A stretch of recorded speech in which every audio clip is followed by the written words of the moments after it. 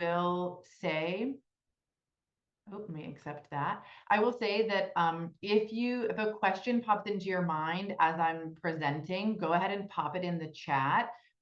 Julia's going to sort of like break through and ask some questions, but I will also try to pause at points that kind of make sense in the presentation to open it up for questions as we go. And just, yeah, Julia, your support and kind of fielding those would be much appreciated because my view is much more limited now that I have the presentation up on the screen. So let's see here. I am Sarah Delavan. I am the founder and CEO of Sarah Delavan Consulting and also the Good Food CFO. Sarah Delavan Consulting is where we provide one-on-one sort of like fractional CFO services to sort of more established brands. And the Good Food CFO is really designed to offer free and super low cost tools, resources, and community for founders who are in that like 0 years of business to 5 years of business. And our goal here is to make sure that you can be financially successful. I created this presentation around a big question that I received actually from a founder. It came by way of another consultant who said, Sarah, how would you answer this question? I was just going to read the question really quickly. And the founder said, my challenge continues to be, how do I scale my production so that I can support my future sales growth? I feel I need to take out another big loan to grow my business to the next level, and that scares me. I've already invested a significant amount of money to get the branding and the foundations for the business in place, but I did not anticipate the expense for taking the business production to the next level. In your experience, how do most companies do it?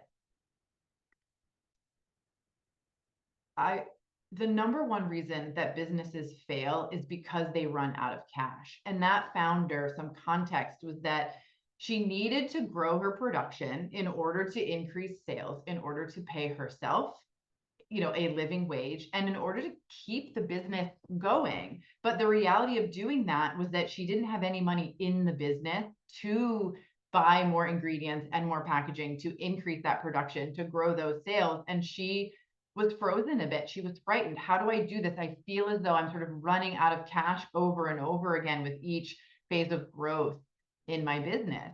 And this is a very commonly asked question, but she asked it so thoroughly, and I had it in writing that I use hers as an example.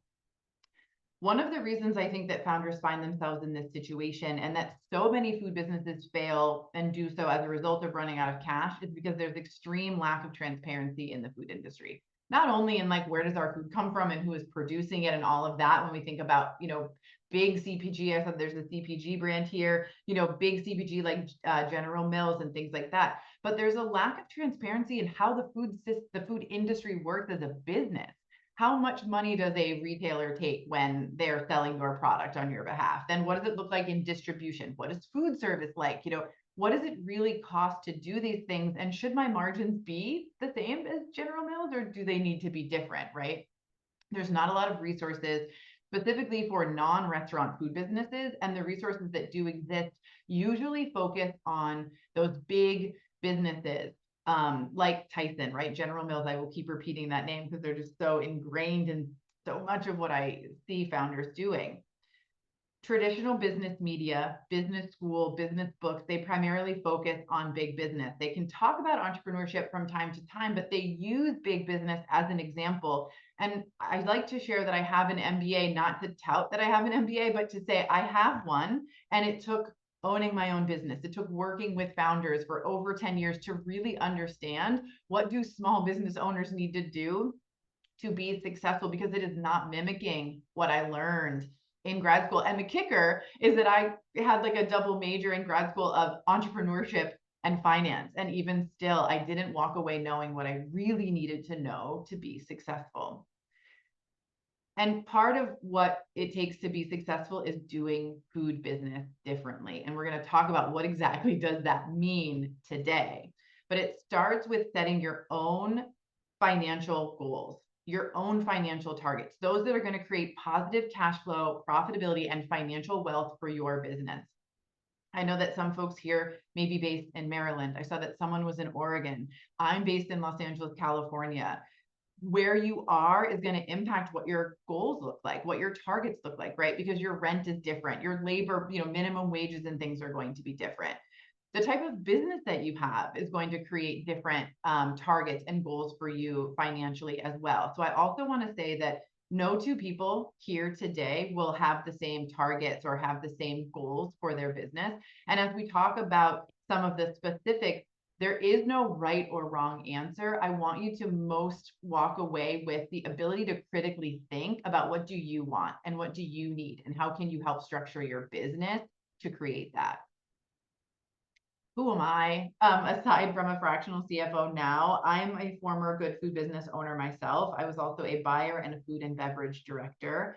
I helped one of LA's premier caterers, a regionally curated market, and an online food delivery business become financially sustainable and consistently profitable. And I did all of that before becoming a consultant and a coach to good food brands, meal delivery businesses, catering companies, farmers, ranchers, and I'd like to add fishers as well. My business was called the Produce Project. We wanted to open a retail store, and long story short, that didn't quite happen. So back in 2012, we launched a pop-up. And what we did was we brought farm fresh food, sort of expanding the farmers market model into neighborhoods to make it easier for folks to get access to locally grown, raised, and produced foods. Everything from proteins to fruits and veggies, dairy, you name it. We had a really amazing impact on our community, people who never had a delicious strawberry before, people who weren't cooking meals at home on a daily basis were coming to us feeling energized. We would make these baskets with recipes and things in them. So we were not only impacting our customers, we were also delivering dollars to local producers, which felt amazing. But we weren't making any money. And after 2 years, we had to close the business. We were working so hard. We were physically exhausted and it broke our hearts to do it, but it was the right decision for us. How did we get into that position of doing such great things, having clients and customers that were with us every single week, spending hundreds of dollars with us every time they visited and not having any money? Well, there were some myths that we believed that are very, very common across the food industry. I think no matter what kind of food business you have, one of those myths, I think the biggest one is that 50% is a good margin. And when I talk about margin here, I'm talking about your product margin. So when you sell something for $2 and it costs you $1, that's a 50% margin. There's more context that we need to understand around margin and what makes it good or bad. And is it good or bad for you, right? As opposed to another business. And so one of the myths that we believed was that 50% margin was what we needed to do to be successful. And we just sort of did that and expected the outcomes to be positive. They weren't. We also believed that if we had a profitable product, we would have a profitable business. That's automatic, right? Like it seems to make sense. It's not automatic. And we had to learn that the hard way. We also believed that selling more would lead to profitability. You might have heard like, well, I'm not making any money now, but once you scale, right? Once you have volume, then you'll start to make money in your business. What I'm here to say is that that can be true at a certain level, but how do you get from where you are now to scale and to the volume where things start to really multiply? That's where a lot of businesses end up closing. So I want to help you get there. We also believe that working harder would change the outcome. I think a lot of people believe that, and unfortunately, it's not true. If you work really hard, but the numbers are stacked against you, it doesn't matter how hard you work. And in some cases, like ours, you can work even harder, you can sell more products, and you can lose more money. And I don't want that to be the outcomes for any of you. This is Pace. She's my friend. She owns an amazing catering company in Los Angeles. And in leaving my well, I'll back up. Working with her, she sourced the way, I wanted to source. I brought in, amazing ingredients for her. We had massive parties that we would do. We were making millions of dollars a year, yet still struggled to make payroll some weeks, still struggled to, get our vendors paid on time all of the time. And I thought to myself, what if instead of having this 30% food cost target that was sort of the standard that I had to work with, maybe if we changed that and developed our own targets, we could actually have a little bit more money in the business to do all of these things that we needed to do. could we operate with different targets than what we are told will make us be successful? I had big questions like, would people pay whatever prices we needed to charge them? Would we still be able to source ingredients from the folks that we wanted to? What would happen to the business? But more importantly, was she willing to let me experiment and test this out? And the answer was yes, she was. And so we embarked on what ultimately became about a 1-year journey to not only experiment with, but then also solidify and create a plan that was repeatable with tools. And what we found is that indeed we could be successful. And it didn't take a huge shift. It was really only like a 2 to 5% savings in terms of our ingredient costs only that created a big financial impact for her business. So it brings us back to this big question, right? How do businesses continue to grow or even just remain in business without constantly having to take on another big loan? The answer is in your gross profit margin. So I want to take a beat here and say, does anybody not know what a gross profit margin is? Can I answer any questions around that before we dive deeper? I want to make sure everybody's on the same page. Yes. Yeah, sorry, just, wondering if you could just define it and explain what it is before we move Yeah. on, because Let we're on me the same see if page. I have a definition. I don't have a definition. So that would have been a good idea. So gross profit, I'm going to just kind of lay it out. So there's two things I'm going to introduce here. So there's gross profit margin and then gross profit dollars. I'm going to start with gross profit dollars. That's your revenue minus your cost of goods sold, right? So that equation, revenue minus cost of goods sold, equals gross profit dollars. Your cost of goods sold, I break this down as simply as possible, are going to be your ingredients, your packaging, and then any labor that goes into creating that product. There are other things that can fall into your cost of good category, but for today and for the purposes of this conversation, we're just going to stick with what I'm going to call like product COGS, okay? So then we have gross profit margin, which instead of being shown in dollars is shown in percentages, which is why I have a percentage sign here.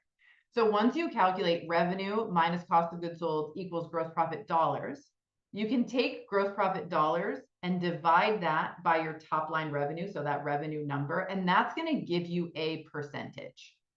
So using the example of we sell something for $2 and it costs us $1 to make it, 2 minus 1 equals 1. So we have $1 of gross profit dollars. 1 divided by our $2 of revenue is 50%. So we have a 50% gross profit margin. Does that make sense to everybody?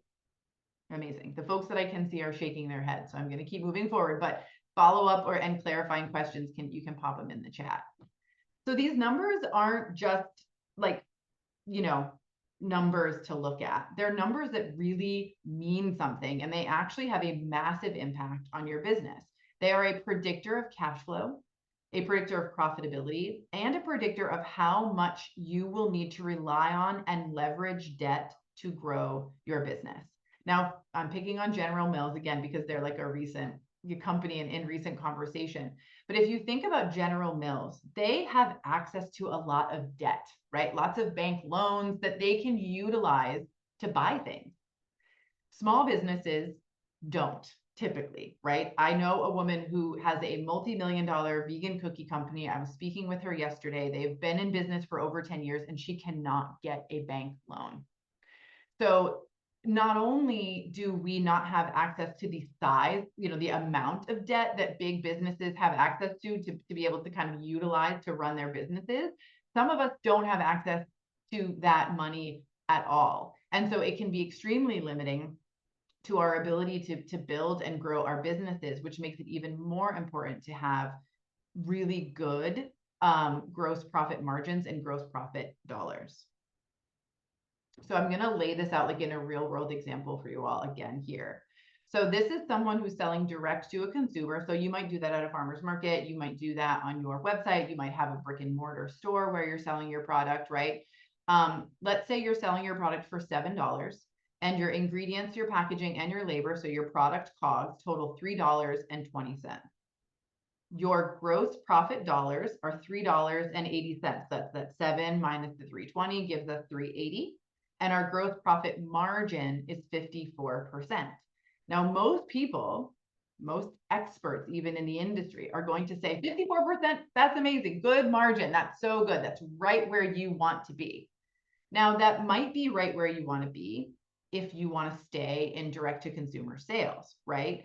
But if you want to grow into other channels where there's more middlemen between you and your end consumer, 54% might not be right for you, depending on how big you want to grow, what you want to do, and your access to capital or debt.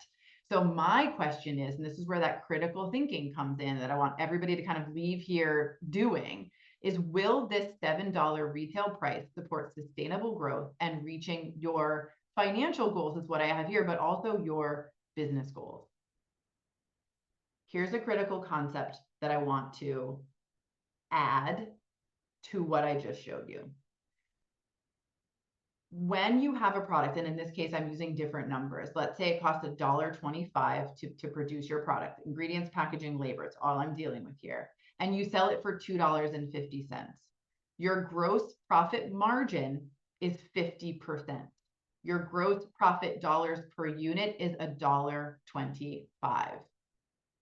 You have earned just enough money to produce one more unit of product.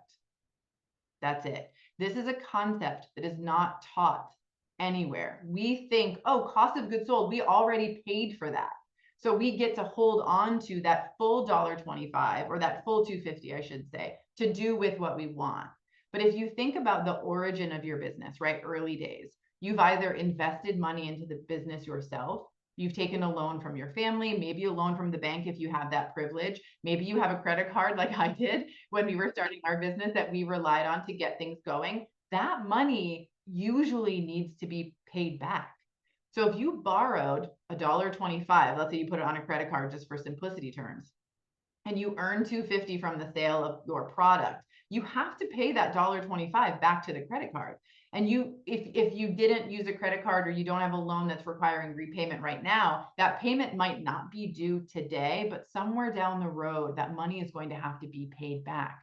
And in the example of paying back that credit card, right? When you remove that $1.25 and you pay that bill, you really do truly only have $1.25 left. And this is a critical concept to understand, not only in the early stages of your business, but if you think about this as how much am I truly earning in profit, because that gross profit is what you're using to make your next product. Do you have enough to pay your operating expenses? Do you have enough to make one more unit of product? Do you have enough to make 1.5 or 2 units of product if you want to grow, right? These are the questions I want you guys to start thinking about. I'm going to pause for question at this point. Anything?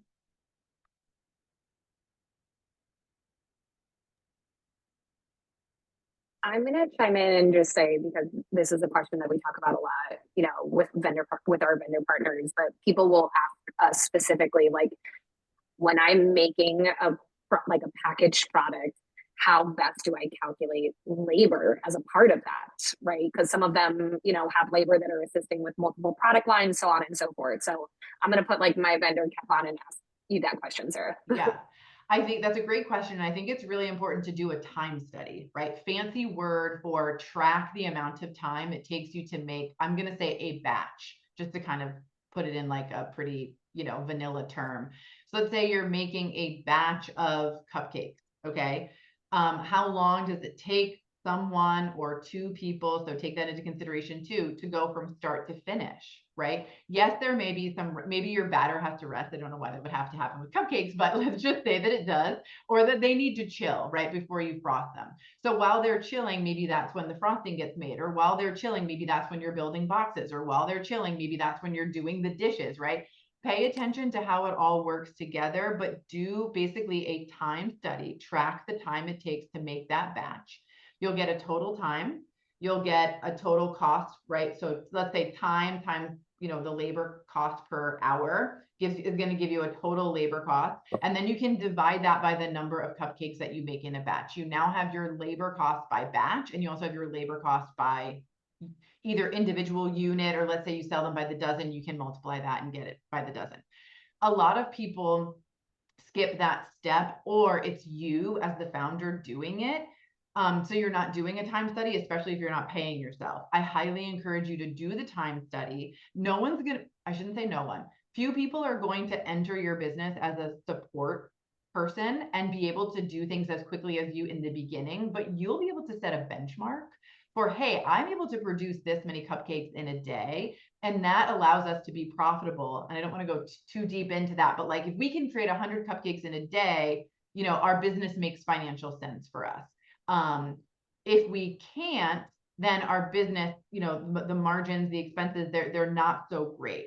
When you have that information, when you have I can do it in 8 hours and I can make this many cupcakes, it helps you to know what is possible and to kind of pass that on to your team. And down the road, there's so many benefits in it. But to answer your specific question, Julia, do a time study, even if it's just you, and put that cost. If you're not paying yourself, at least use minimum wage or what you would pay someone when you want to bring them onto your team, and use that as your labor cost in calculating your product COGS.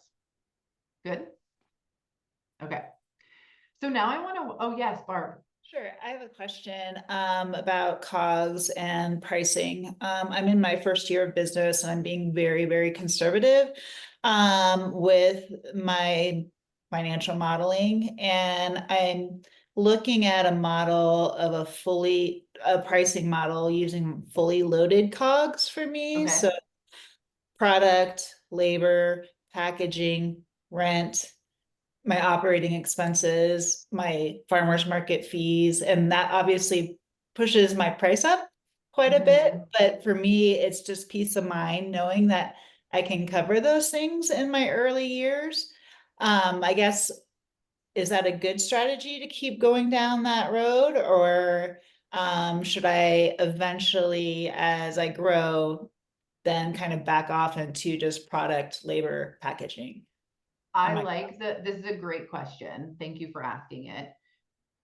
The reason I don't like to include rent and operating expenses as in the unit cost of a product is because let's say you pay $100 for rent and 1 month you make 1,000 cupcakes and 1 month you make 800 cupcakes. That rent per unit is different in those 2 months. So unless you have like clockwork, never changes production per hour, week, or month, where that's not going to change, I don't recommend putting rent or anything like operating expenses that are more fixed in your cost of goods sold. The other thing is that some people, I just had a conversation yesterday where someone was putting their farmer's market labor in their COGS as well, same idea. So if you sell 500 units in 4 hours at the farmer's market, the labor cost per unit is different than a day where you sell like 1,000 in those 4 hours. So you have these moving targets that aren't actually providing you with as helpful information as they could be. I like to make product COGS their own thing and look at gross profit margin, because as you grow, there's a lot you can tell, and that might become more clear to you as we go through the presentation. You can keep an eye on it and you'll know, okay, if I'm hitting this target and I have these fixed operating expenses, you can also calculate how many do I need to sell to break even, which I think you could also do it with the way that you're doing it now, but you can basically do it forever if you split them out. And so I think creating the system that you'll use forever is a good way to start. But you're certainly using a system that works. I just might try to convince you to change it up a little bit. Okay. Sarah, sorry, I have a question. Angelica Sure. here. Hi. Hi, one question. When thinking about gross profit margins for food business specifically, what are the ranges where you can see, well, it's a healthy business in which you are in between? I know that is difficult, but I've tried to read. That's what we're going to get into right now. Oh, perfect. Thank you. Your perfect segue. Thank you, Angelica. That's perfect. So on the screen right now, I have a 50% margin. And so this is a 50% gross profit margin. And so I'm spelling, can you guys see my mouse on my screen? Yeah, okay, good. So I have, again, the idea of purchasing things on a credit card. Again, it doesn't matter how you purchase it. Basically what this is to illustrate is we brought money in from outside the business to do some production. In reality, you'll also have marketing and branding and you know, your LLC and all these other expenses, but we're really simplifying this for you guys today so we can just focus on this kind of core concept, and then we can grow out from there. So you spent $6,000 is what I'll say on ingredients, packaging, and labor to produce your products. And if you sell those products at a 50% margin, you will generate $12,000. That's how that works, right? So you've set that margin at 50%, which means you're going to generate max $12,000 if you sell all of your product. Now, 6,000 of that is going to go to pay back what you borrowed to make that product. You'll have $6,000 remaining cash on hand, and you need that $6,000 to make your next round of product, right, to generate another $12,000. At this moment in time, you have no money for operating expenses and any other labor outside of the production labor. Now, of course, you might have money in your bank account, right, that you also invested and is just kind of sitting there that you can pull from to make your next round of production or to pay those operating expenses. But what we call that is negative cash flow, right? So you brought in 12,000 and then that 12,000 is going right back out the door to pay for the cost of goods sold, to produce your next round of products. And then you're taking money from what I'm going to call your savings or your stash to pay more bills. So you have more than $12,000 flowing out of the business. This is a negative cash flow situation. There is a point in time where this will produce money for operating expenses and labor, but it is down the road. And my job is to make sure that you make it down the road. And so I want to kind of show you what this will look like to start and then for some period of time into the future. Alternatively, let's see if I can click through here. I have a note here that I didn't remember I had, that you don't have to have margins that are greater than 50%. I think that I was supposed to click on this to open up. I was. Okay. I did a different presentation yesterday that had all 3 slides in order showing us. So let me do this. I hope this works because I edited this. Yeah. I'm so sorry, guys. I don't want to show these to you and complicate beyond what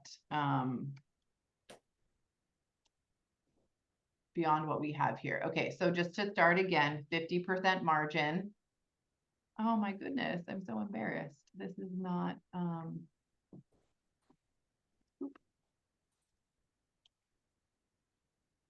okay, we're just gonna hide all of this for right now.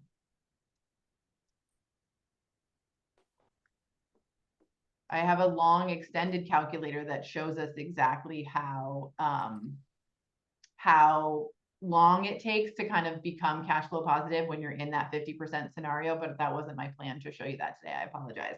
Okay, so this gets us back to where we were. $6,000 invested, $6,000 to purchase COGS at a 50% margin. We see those numbers that we saw earlier. Now, if we do a 40% margin, that $6,000 that we spent on our ingredients, packaging, and labor, it no longer produces $12,000 in revenue. It produces $10,000 in revenue. So now from that $10,000, we have to pay our credit card back, that $6,000, or however we borrowed the money from. And we need $6,000 to purchase more ingredients, packaging, and to pay for labor, but we don't have that. We've fallen short by $2,000 because 10,000 minus 6,000 is 4,000. So this is another situation where not only have we got to borrow money from our savings or from outside the business to pay our operating expenses and additional labor, but we also need money to create more products. We didn't generate enough money to do another round of product, right? So 40%, and I'm just going to delete this here. So 40% gets us sort of in a more negative cash flow situation. If we go to 60%, now our $6,000 investment into purchasing or creating our products gives us $15,000 in revenue. When we pay back that credit card or whatever, wherever we borrowed the money from, that $6,000, that's done. We repurchase our cost of goods sold at 6,000, and now we have $3,000 left over. That 3,000 can be used to pay for operating expenses or our other labor costs, or it can be used to increase our production, which would allow us to sell more product and generate even more money. So Angelica, sort of going back to your question, this is designed to help illustrate for us that there's no sort of right or wrong answer, but based on how comfortable you are taking on debt, how much money you have to start your business, and how long that money will last you, right? Based on your, did I already say this, your level of comfort with taking on debt, all of these things should be taken into consideration, as well as, do I want to sell direct to consumer or wholesale or go into distribution? How do I envision I want my business to grow? Because if you have, and I think I dive into this a little bit further, but if you have 70% margin in a direct to consumer channel, then it gets, a chunk of it goes away when you start to sell to a retailer. And then another chunk of it gets taken away when you start to sell to a distributor. So the amount of money that you make as you navigate into different sales channels can become less and less and less. So you want to look at these numbers and say, okay, where do I want to start so that as I grow my business, I can continue to have positive cash flow, or I can continue to have, you know, sustainable numbers so that at least I can continue to reproduce my product, and then I can use my initial investment for operations, right? That's how you really go about deciding, how do I want to price my product and what margin do I want to have? So Angelica, I'm going to come back to you and say, does that make sense? And does that help a little bit in framing, like an answer to your question?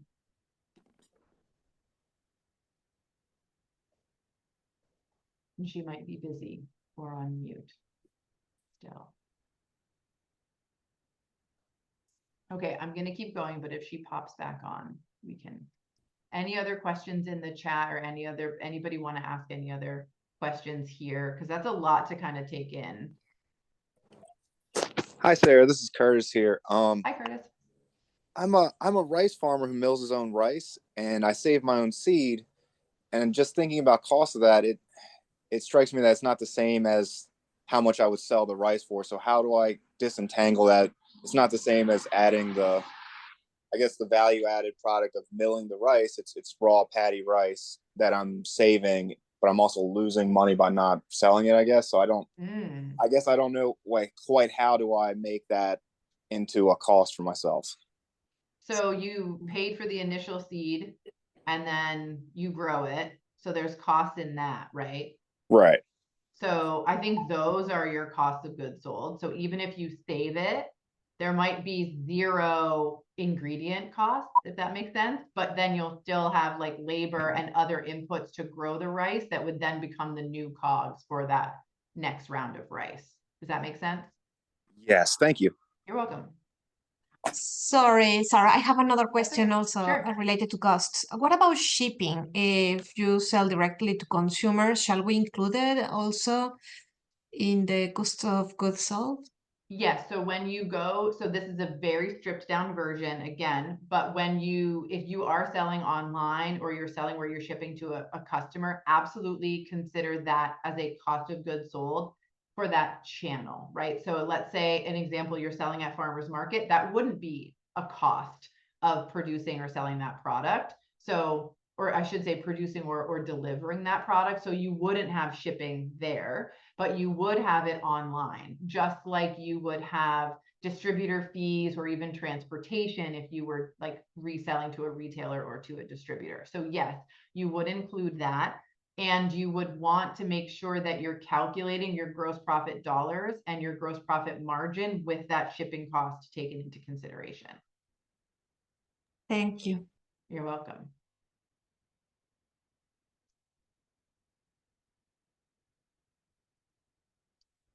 So we don't have to have gross profit margins that are greater than 50%, but I strongly encourage them for most founders, especially those that, again, want to sell in different channels, meaning somewhere other than where you're selling now. I also think it's a great idea for women for people of color, for people who are in CPG or who are in a food business that are considered risky for banks to lend money to. And it's just sad facts that it's harder for those groups of people to get funding, to get money. And so pricing your products so that they have a greater gross profit margin, as we've seen illustrated in those really simple spreadsheets, will help us have more cash in our business, help us be more financially sustainable, and give us better potential outcomes financially for our business. So you don't have to have a particular margin, but you do need to understand the need for debt when your margins are less than 50%. And you also need to understand your comfortableness, right, with debt, and also how other businesses that talk about things like 30% margin, etc., you need to kind of put in context how much debt do those businesses have, or what is the volume that those businesses are doing. And I want to say something here that it's not in the presentation, but I was talking to an expert in the industry a couple of days ago, and he said that the most recent data that they've gathered from, he works with very, very big businesses, is that when volume discounts actually have an impact on a business financially is when they're over like $10 million in sales, $30 million in sales. And anything below that, the savings that you have are so tiny and incremental, and they're usually offset by an additional expense that is needed for growth, that the business doesn't actually realize any savings. So put volume out of your mind as a way of generating more cash in your business until you get to $10 million in revenue, which is like a really far off place for most businesses. Not an impossible place at all, but it's a far off place. And so we want you guys to be structured in a way where you get to that point, if that's where you want to go. And part of that is understanding what margins are right for you, understanding your access to debt, and your willingness and comfortableness with taking it on. Okay. So know your margins for every product that you sell in every channel that you sell in. So we have more tools and resources, and this is where Kim kind of thought we should end today's presentation. But if we have time, I can pull up another resource that kind of illustrates the different channels and sort of how margins can change through it. Julia, what do you think about that? How are we on time? Yeah, I mean, we go until Okay. 4 o'clock, so I'd say do it. Okay, let me grab it. And in the meantime, if you guys have questions, maybe pop them in the chat or raise your hand or something, and then I can tackle them. Let me just grab this real quick.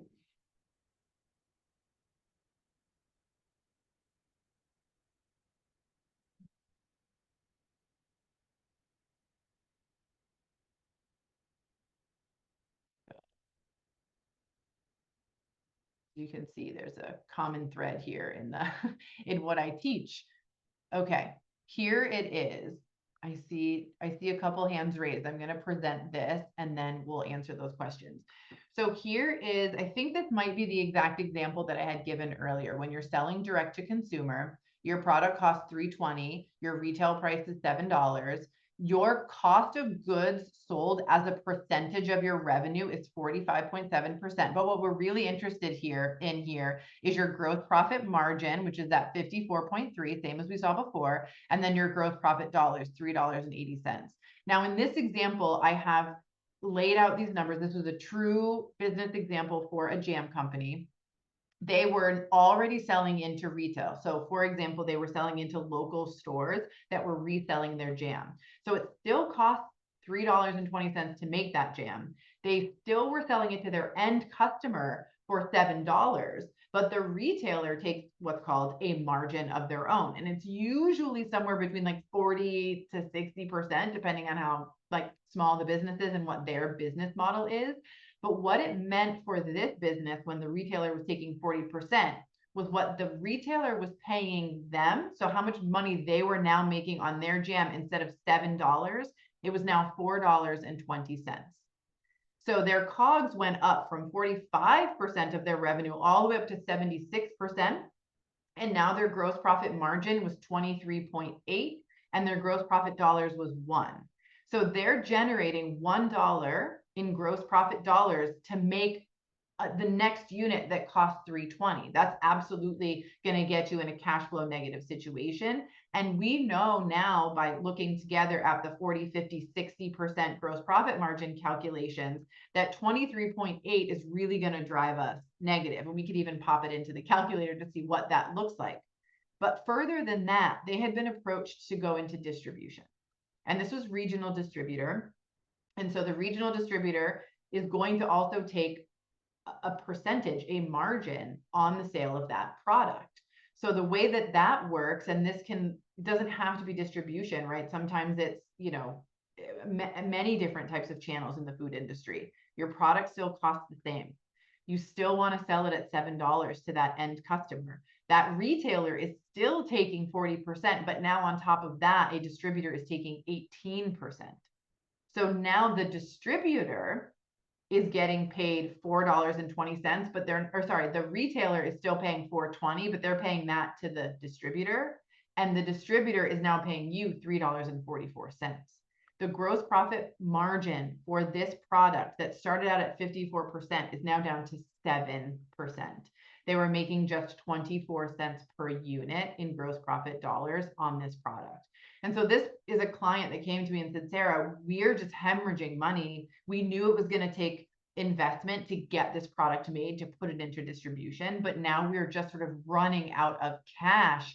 Why? And we use this calculator to illustrate to them what was going on with their margin and then how that margin was affecting their cash flow. And the majority of their business was in this channel, which meant the majority of their product was generating this tiny margin.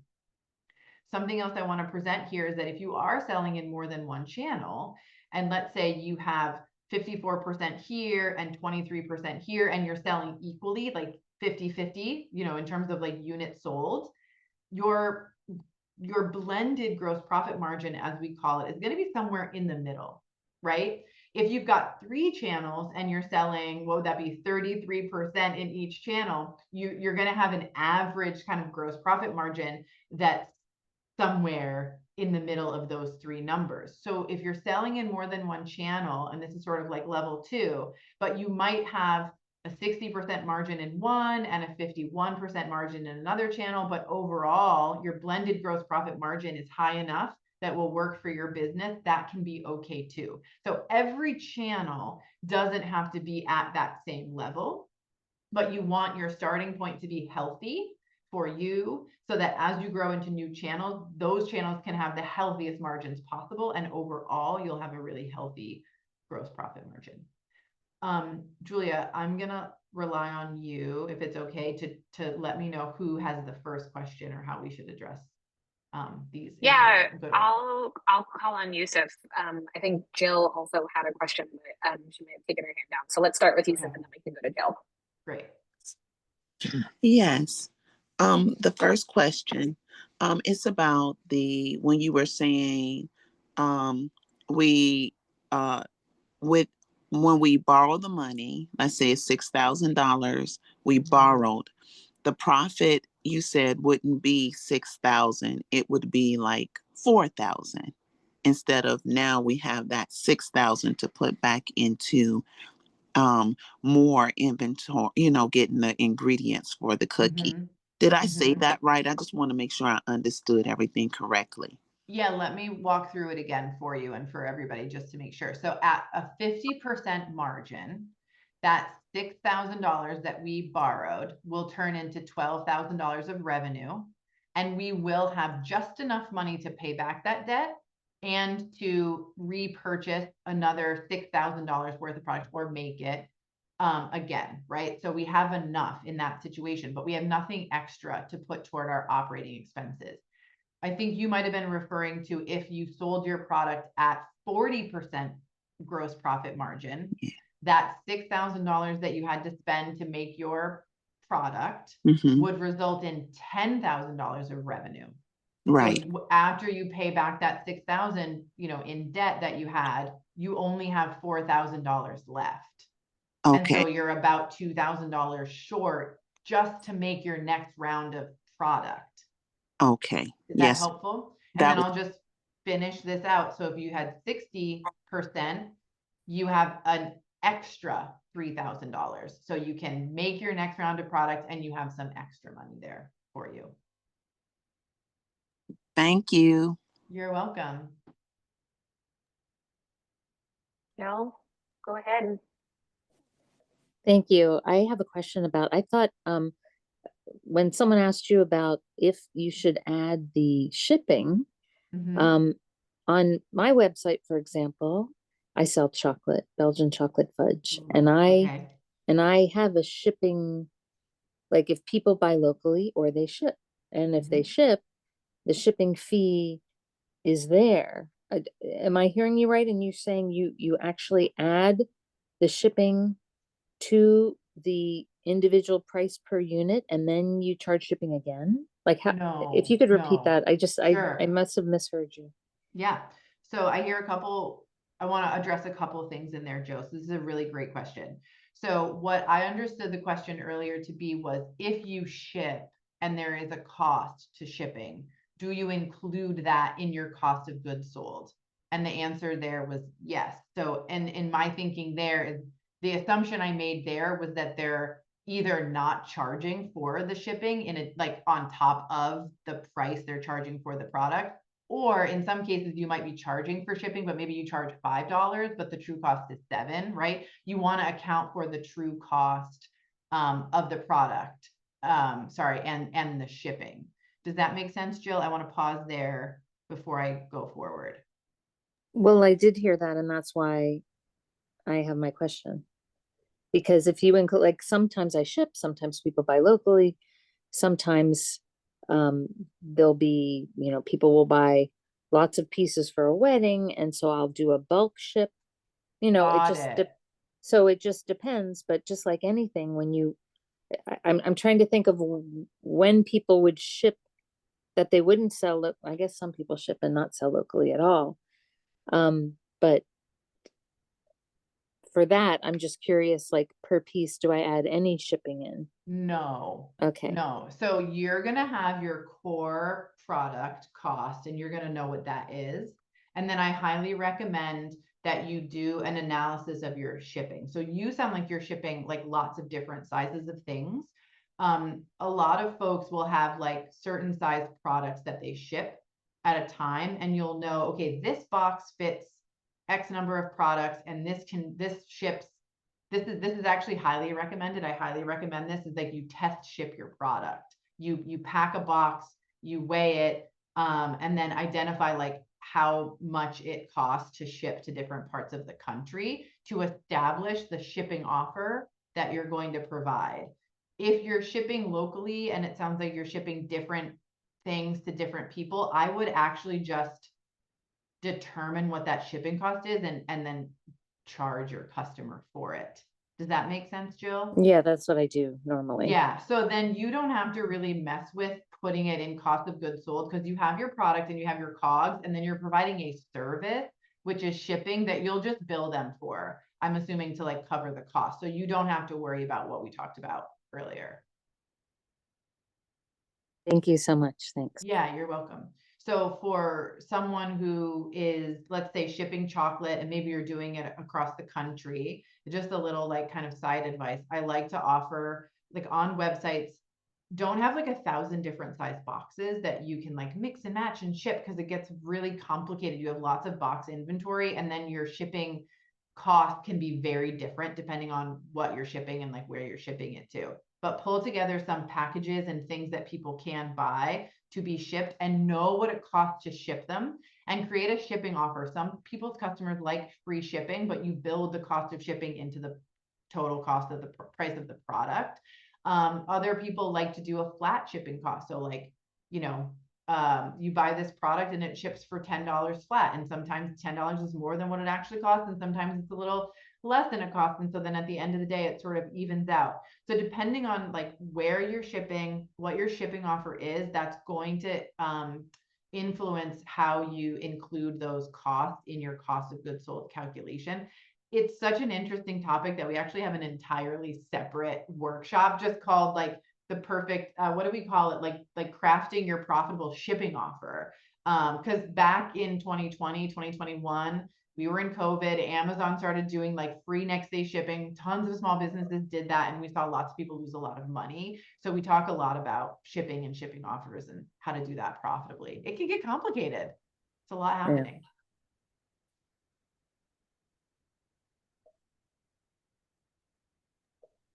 All right, I'm going to say, Barb, go ahead and ask your question, and then Yusuf, I see that your hand is still up, so I'm not sure if you have another question, but we can circle back to you after Barb. Sure, thanks. Sarah, what's your recommendation for balancing competitive pricing in your category with COGS? Because sure, I could, say I want a 80% margin, but then no one's going to buy my product if it's $20 on the shelf. So where's that balance? I think it depends greatly on your brand. Is your brand a premium product? I'm going to tell a story to help illustrate this. I was at the San Diego, it's a farmers market conference in San Diego yesterday, and there's a gentleman who sells his tortillas for, I think, $12 a pack, and it's a pack of 10 tortillas. So it's very easy for some people to say, that's crazy. You can buy a pack of tortillas for like $3 or $4. There's literally someone else at the market who sells their tortillas for $2. They have customers. And this guy, it's called Benny Blanco Tortillas. I highly recommend you follow him on Instagram if you're on Instagram. He sells out every single week. He runs people are clamoring for his product because it is truly a premium product. He uses locally raised, I think it's pork lard. He uses Hayden Mills, the grains, in the flour. So everything that he uses is local. It is a delicious tasting product. And he has positioned himself as a premium tortilla and sells for $12. Your brand, your product all have to live up to that price. You can absolutely, if all things are working together, sell at an 80% margin if that is what makes sense for you, but your product and your brand can live up to it. Another great example is Coconut Cult. They do coconut ice cream, and I think it's like 20 some, almost like $30 for a jar of coconut yogurt. They're priced way above, other people, in the thing. So you're absolutely right that you can't just go, I decide that I'm going to have 80% and it's all just going to work out for me. But you absolutely can, with the right branding, the right, messaging, and a product that backs it up, sell at a higher price point and be successful.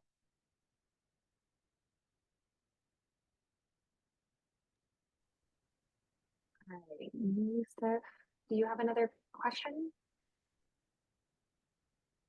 Okay, all right.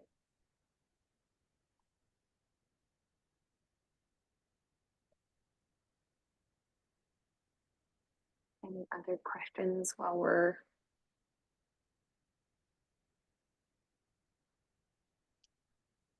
I will share a little bit of information here. So we did this sort of quickly today, sort of down and dirty, workshop on the information, but we have a podcast called the Good Food CFO Podcast, the Rethinking Cash Flow episode. It's episode 56. If you see episode numbers where you listen to podcasts, we do a full kind of discussion and a slightly deeper dive into that there. And then that big long calculator that I quickly shrunk down during this workshop, I talk through all of that in a lot more detail in episode 100, which is called Exploring Product Margins. And you can actually also watch that on YouTube, which I highly recommend because you get to see how the numbers change long term, like many months into the future at those different percentages. I like to present the concept of this very succinctly and without giving you too much information. And then these are additional resources where you can go and really run the idea out fully with me.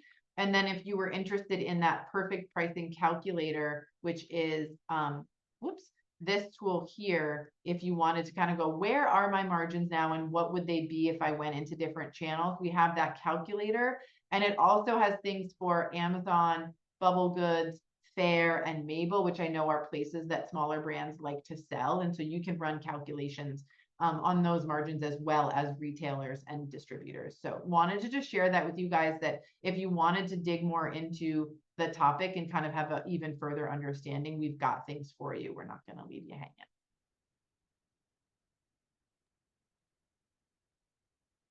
Sarah, can I ask you more of like an existential question? Of course.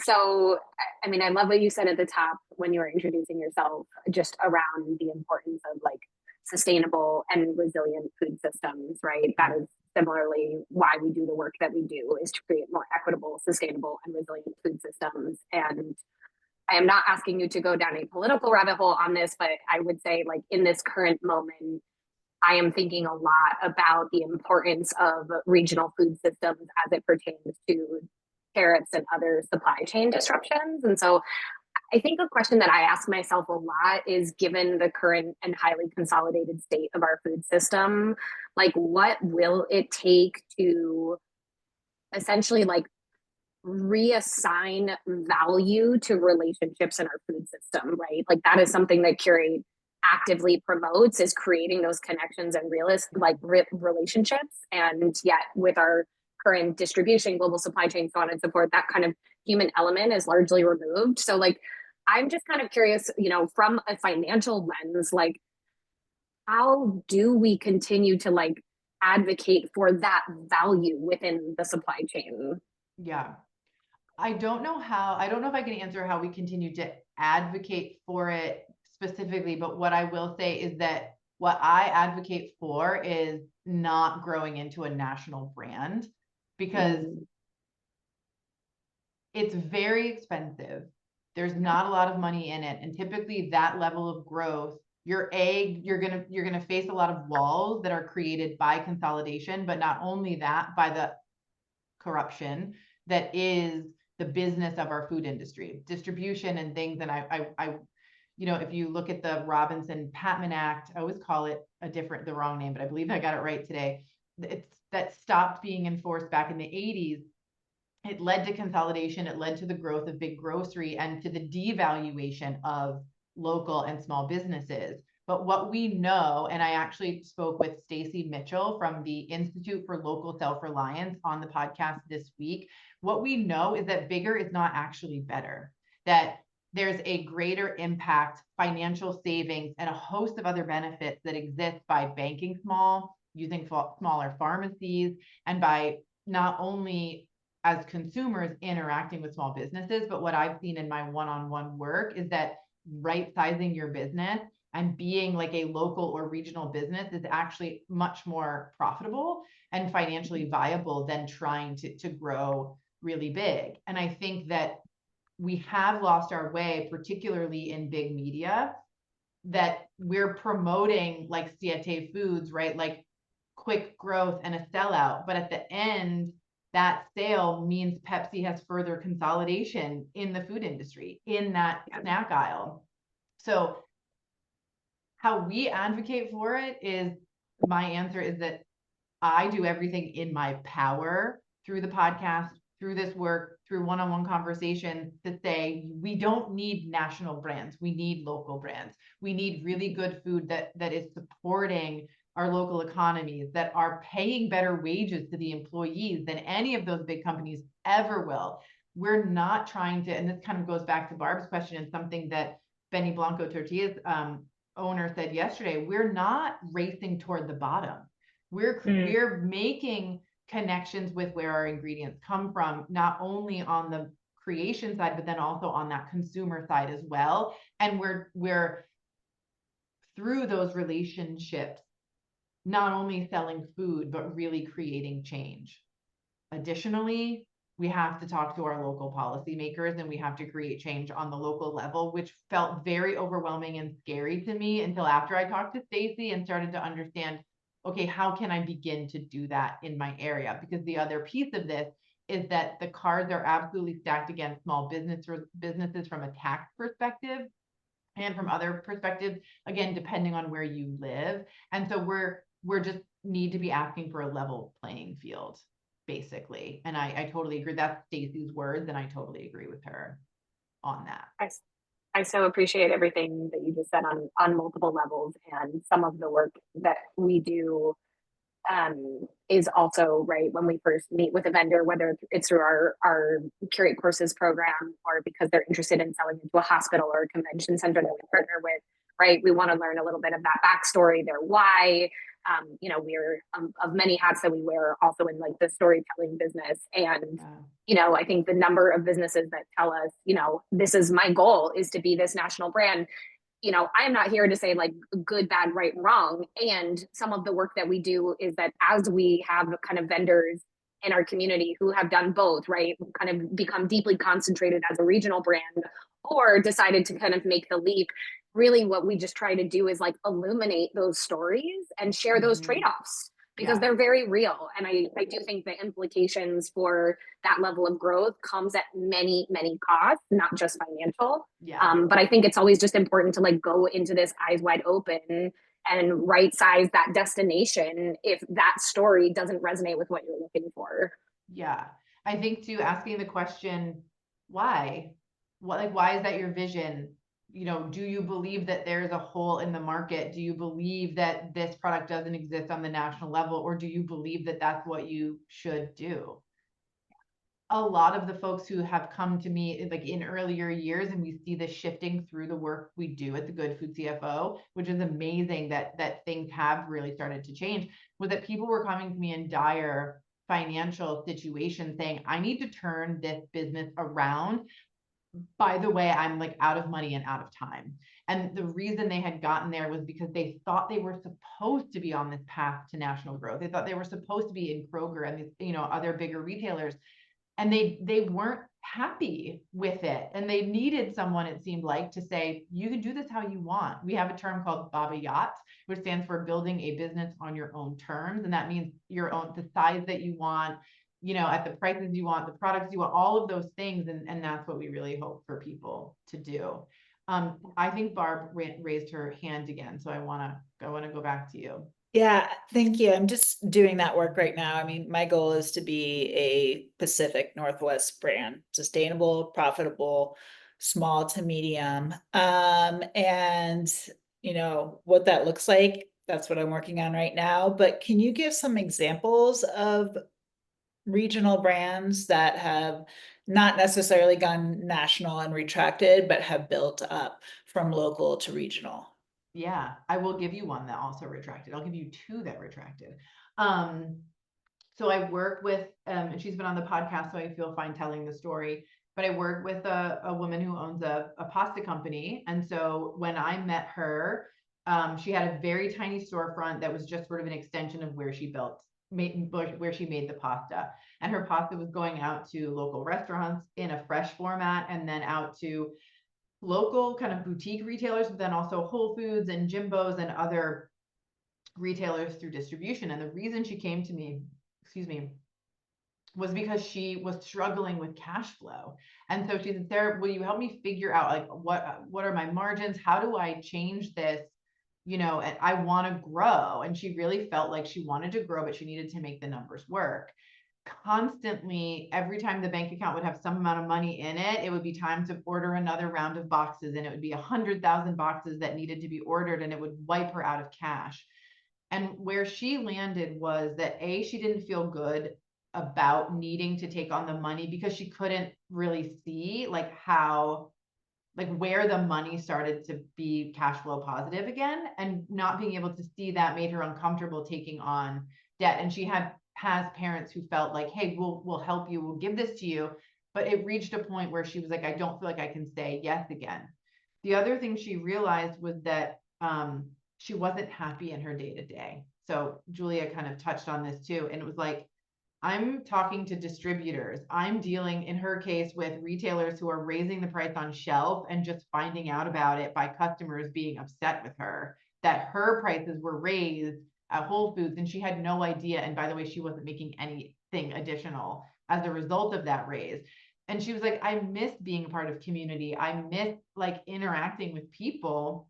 So I asked her the question, like, so then why are you doing this? And she was like, I don't know. And she was just kind of I'll go figure it out. And a couple of days later, she called me in tears and she said, I think I need to tear this whole thing down and create the business that I really wanted, but that I thought I wasn't supposed to want.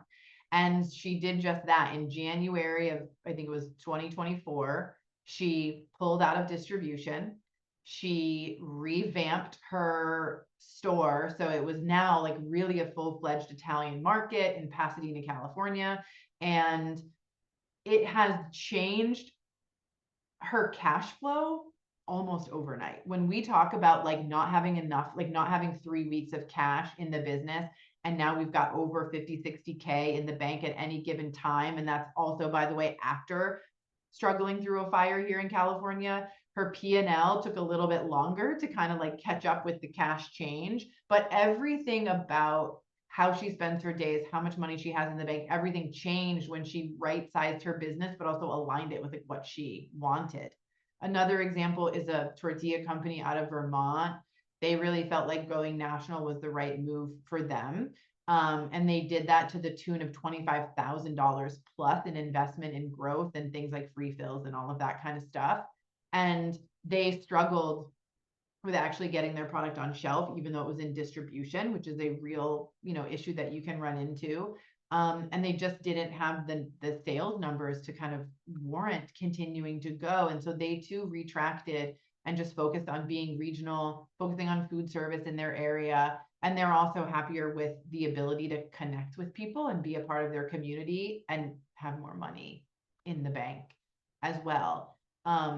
So those are just kind of two examples. I also want to recommend a book called Small Giants if you haven't read it yet. It's one of my favorite books of all time, and it focuses on what are considered small businesses, but they're very impactful businesses. They're still making millions of dollars a year in some cases, right? You don't have to be national to have lots of zeros on your revenue line. And usually if you have lots of zeros on your revenue line and you're not national, there's more zeros on your profit line, which is very exciting. So highly recommend that book.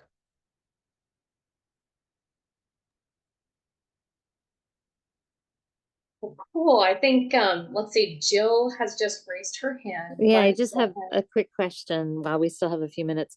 Do you have any particular shippers that you've heard are good, like pirate ship or whatever, like to be, because the post office tends to lose packages and not be exactly quick. So I'm just wondering, in all your experience, if you've heard of any good shipment, like price-wise in addition to guarantee that they'll Yeah, I be think there. our options are kind of limited. UPS, FedEx, USPS, and DHL. DHL seems to take forever. I don't know a lot of folks that use that service. I think FedEx is probably most commonly used, but you mentioned like Pirate Ship. And I think like, I don't know if ShipStation does, but Pirate Ship is a very popular one amongst my clients and community members. So that is helpful in determining like where can you get the best rate for the products that you're shipping, but then you'll still be able to choose between like FedEx and UPS and stuff like that. So unfortunately the shipper itself won't change, but your ability to save money on those shipments will. And I also like to recommend like the shipping insurance so that if you're like, usually you can onboard with a provider, and I'm sorry, I'm blanking on names, but that way if your package gets lost, they'll cover it like for you. And you can even pass that cost. Sometimes people will pass that cost along to their customers. Just say, hey, if your package gets lost, we'll guarantee you another one. And that can also help protect you as a business owner as well. Excellent. So the people who have used Pirate Ship are with food. Yep. I And only they- work with food brands. So Yeah, and anything that I they're- say, yeah. Excellent. Okay, thank Yeah. you. You're welcome. Thank you for actually the whole discussion. It was very good. Oh, you're welcome. Thank you for saying that.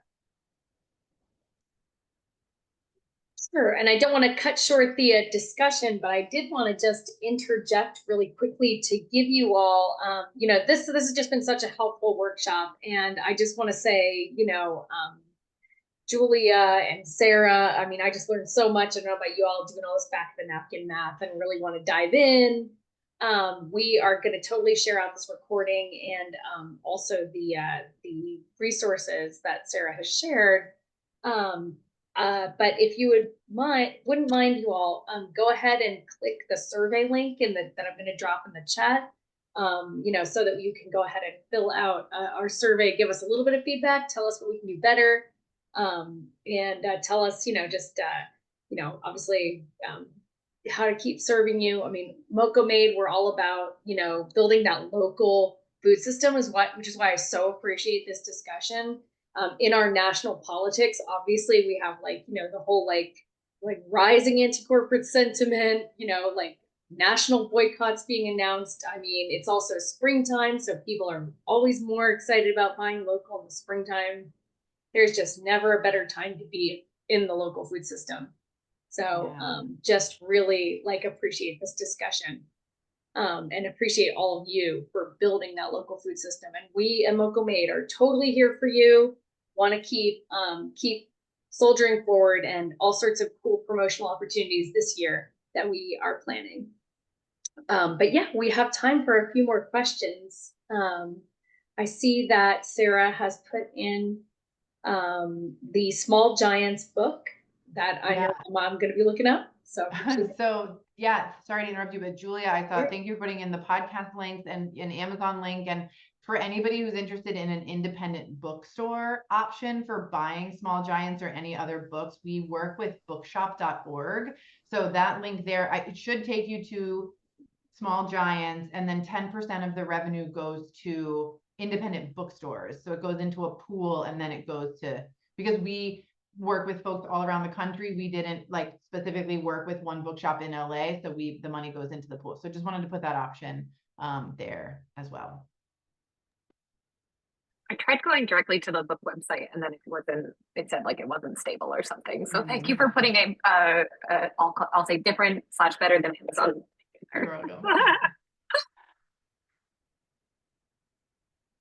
I'll also just flag that I am facilitating a really great breakout session at that Moco Eats showcase happening at the end of this month as well. And so just strongly encourage folks to show up.